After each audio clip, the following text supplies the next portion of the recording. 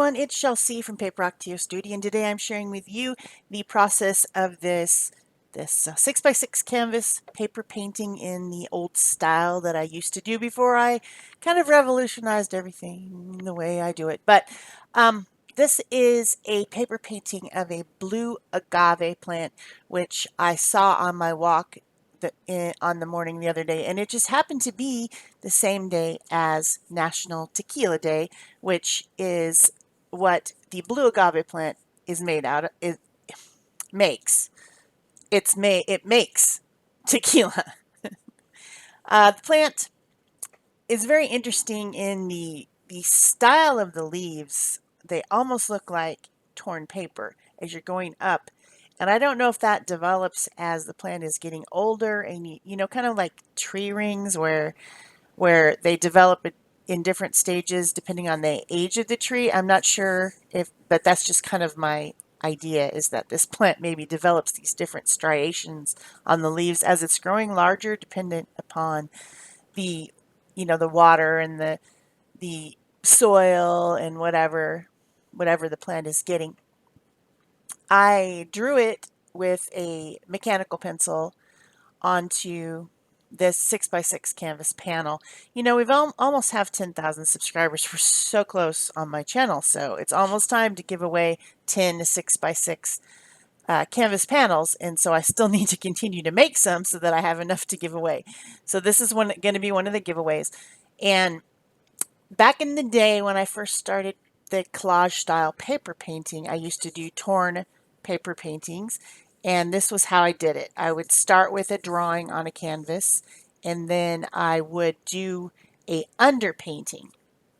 And underpainting is just kind of like a sloppy, not refined painting that puts the colors that you want to use in the areas that they need to be as kind of like a guide.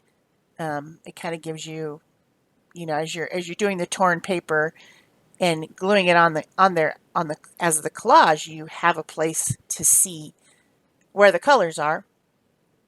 And so that is what I'm doing here, is my underpainting. And then I will make papers in the same colors. And these are all Liquitex Basics colors that I picked this time. And I will link them in the description box below so you know what colors they are and where to get them on Amazon if you really particularly enjoy a color. Obviously, I'm using a reference of this photo that I took on my walk, but my final piece doesn't turn out exactly the same. It's just kind of like the idea of it. That's what reference photos are for. You're not trying to copy something. You're trying to be inspired by the photo, to remember something that you saw with your eyes, and you know, try to get that out in your art. So oftentimes the final piece looks nothing like the photo, but that's what reference photos are for, is to just kind of give you inspiration and help you remember what inspired you to take the photo in the first place. Like, why did you even take the photo? What was interesting about that? Or in the case of, you know, photos that you've gotten from sites where you can use them royalty free, what interested you about the photo in the first place? So mostly I'm just looking for color and form on this photo. I want to make an interesting dynamic background for my plant, and I like the way the kind of rusty rocks are. Then there's kind of like an angled area of sand, and then another angle of plants in the background. So that's what I'm trying to do on my painting. And then the plant itself, to me, looks very turquoisey. I mean, it's a blue agave, or a agave tequilana is the tequilana is the fancy name for it. Um, it looks turquoise to me. It's probably a little bit more gray than I made it, but this is artistic license, and so I can make it whatever color I want. If I wanted to make it, you know, say orange, I could.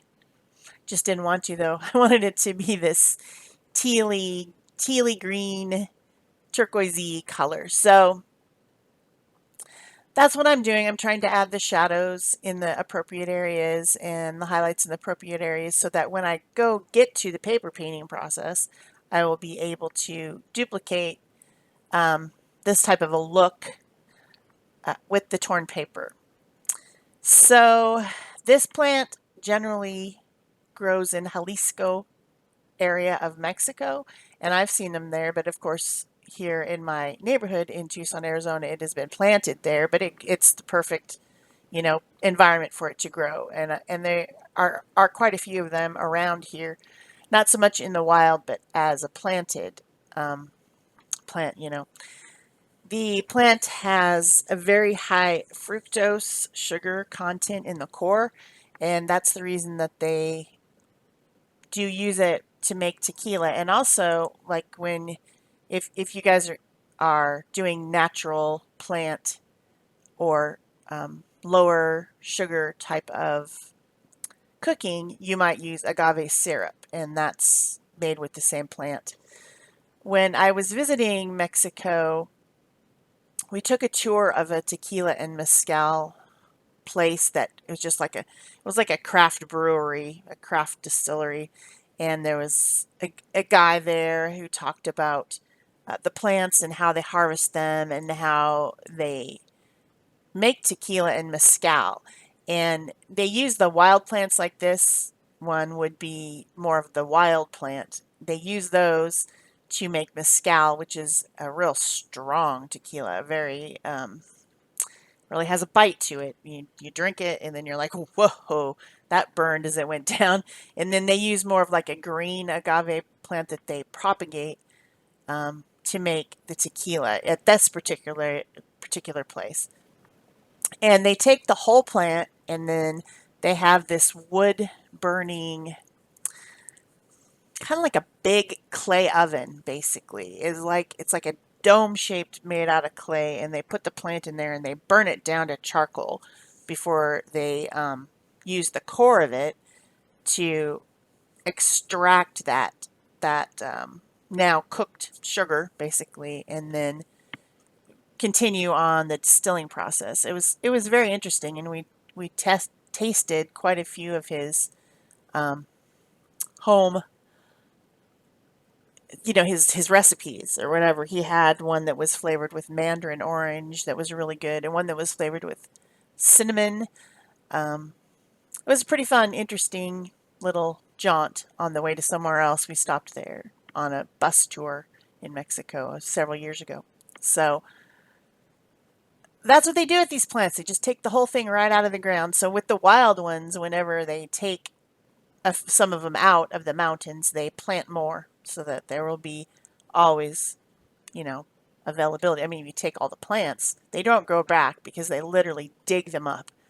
So what I'm doing right now is I am making papers with the same colors. So I'm using up the rest of the paint on my palette, and then I will continue with these same colors to make a bunch of paper. And what I'm using, I know you guys, when you're watching my channel, you see that I usually have a 12 by 12 piece of deli paper under my stuff. And the reason that I do that is because both my mat and now my new glass mat reflect the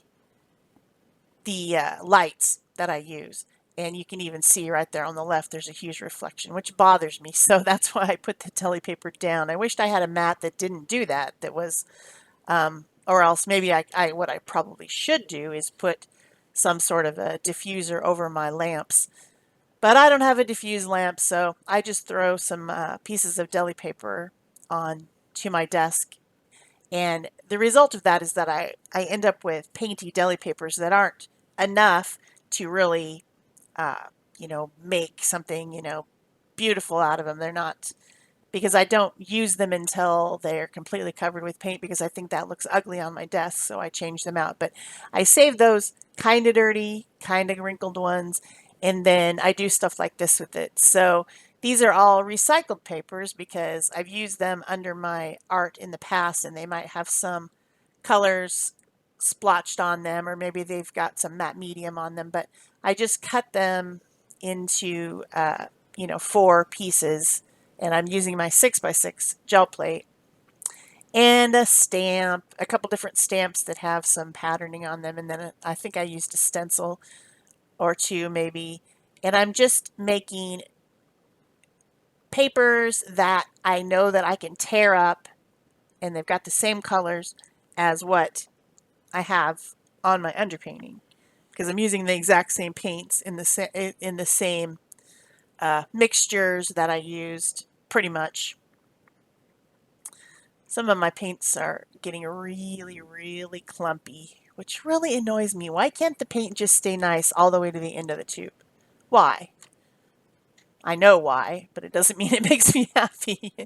It's because once you've opened the tube, you started to expose that paint to oxygen, which then the polymers start to coagulate. And as time passes, if you don't use the paint very quickly, yeah, it turns gloppy, but it bugs me. And some of these colors that I rarely use, like the sienna and the umber, those, they're brown, not my favorites. So, yeah, I'm going to have to replace those. It's annoying. But anyway, it works fine to just kind of spread out some paint onto my plate. I'm not trying to make a beautiful gel print here. This is different than what I do when I'm gel printing like a background or something and doing layering and things like that. This is more getting pattern and paint and combinations of colors onto this paper so that I can tear it up. That's, it's not the same idea as my other gel printing processes that you might see me do on my channel. I just want thin colors and combinations of colors and patterns on these pieces of leftover deli paper so that I can tear it up. And that's 100% all I'm doing here. So, I mean, yes, it's gel printing, but is it the same as like my very calculated, careful, technique-driven jelly print? Probably not. Probably not. But it gives me the colors and patterns that I need. So this whole process was long, and I needed to divide it into two different videos. So there will be a second video, part 2, that you can use the links in the end screen, the link in the iCard, or I will also link it below the video. I'll give you lots of links to part 2 so that you can find it. And it will be the process of the actual paper painting itself with torn paper painting, collage, if you like to watch that. So that's how I did it. I didn't want to make a really long video in case you couldn't commit to 40 minutes of this process, which is speeded 4 times fast. So that tells you how long it took me to make this paper painting. Most of them take me somewhere between 2 and 4 hours for the 6x6 size, which is a tiny one. So that tells you how long it takes me to do a larger one. It takes a while. So if you've enjoyed this video, don't forget to give it a thumbs up or leave me a comment or question below if you have one. And of course, you guys subscribe if you haven't already. Do it. That's how we're going to get to that 10,000. I think as I was doing this voiceover, we only needed like 25 people to subscribe or something like that to get to 10,000. So that giveaway will be coming very, very soon, probably sometime in the month of August, because July is pretty much over. It might have already happened by the time you watch this because it'll be scheduled. This one will be scheduled on the 30th. And this is getting close to my last piece. I was needing some very dark pieces that had a lot of pattern, and that one turned out really well with that. I think that's burnt sienna. I'm not sure. But then I thought to myself I needed a few more with this kind of bluish color, and then some really light, almost white tinted with the turquoise color as I was looking at my stack of papers. And that one was just for fun, for pattern, because I liked the pattern of that 6x6 stencil. So I hope you've enjoyed this, and we'll continue on to part 2. And that's it for me. Thanks. Bye-bye.